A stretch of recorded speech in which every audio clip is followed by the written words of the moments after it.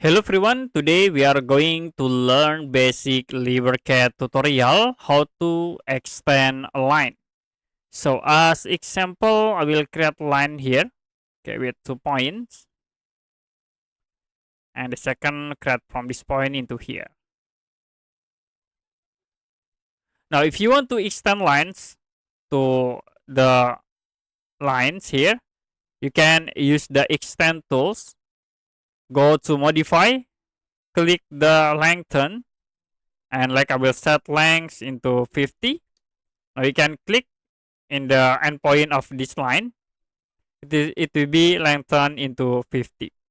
After it, you can use the trim tools to cut the line. Okay, that's it for basic LibreCAD tutorial how to extend a line.